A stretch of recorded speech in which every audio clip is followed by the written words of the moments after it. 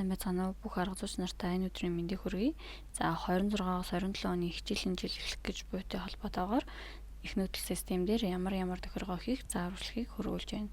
Арга зүйч нар маань өөрсдийн эрхээрээ системд нэвтэрч орсны дараагаар хэрэглэгчид зэсний багш албан зэснээс багш нарын мэдээллийг татаад их нүүдэлтэд хадгална.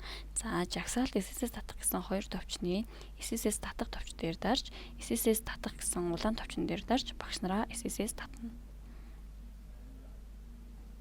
За үүний дараагаар төлөө бас сайдаар хараад системийн мэдээлэлээ ер нь бол уншаад явахд болно.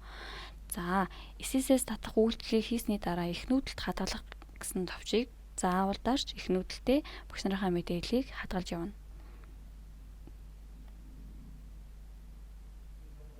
За төлөв нь их нүүдэлд хадгалсан төлөвтэй болж харагдаж байна. За үүний дараагаар бүтэц зэсний бүлэг зэсэн дээрээс нийт бүлгийг татаж их нүүдэлд хадгална. За SSS бүлэг татах товчон дээр дараад мэдээлэлээ уншаад тийм гэсэн товчийг дараад за үүний дараагаар төлөв нь их нүүдэлд хадгалаагүй төлөвтэй харагдаж байна. За зайлшгүй заавал их нүүдэлд хадгалах гэсэн товчийг дарж мэдээллийг хадгалж авч үлднэ. За 3 дахь нь хэрэглэгчид зэсний хүүхдүүд зэснээс нийт суралцагчийг татаж хадгална. За хүүхдүүд зэсэн дээр дараад SSS татах товчон дээр дарж SSS татаад хадгалах гэсэн товчон дээр дарснаар нийт суралцагчийн мэдээллийг хадгална.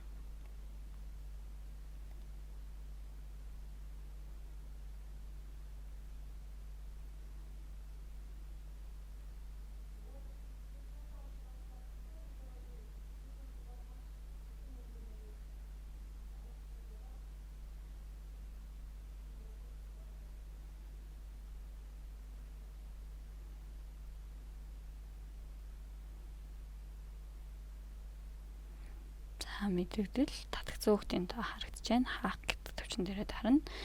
За арга зүйч нар маань багшаа татаад, за бүлгээ татаад суралцагчаа энэ 3 үйлдэлийг хийсний дараагаар үүнээс хойш шинээр суралцагч нэмэгдэх, хасагдах, за бүлэг хооронд шилжих тохиолдолд хэрэглэгчид зэсний шилжилт хөдөлгөөн зэсээр тухайн суралцагчийн мэдээллийг хадгалж явна.